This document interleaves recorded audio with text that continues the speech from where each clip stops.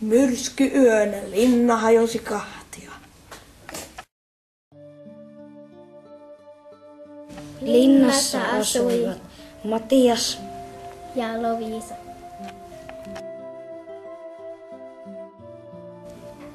Ja koko iloinen ryövärijoukko. Matiaksen metsä oli täynnä vaaroja. Siellä asui kakkiaisia.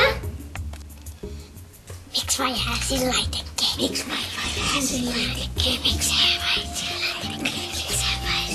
tekee? Miksi vai sillä tekee? Miksi vai Männiäisiä.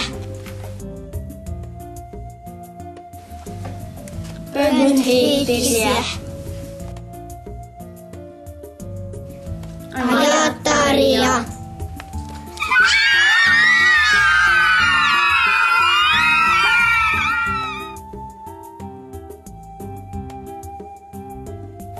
Tarina kertoo ystävyydestä.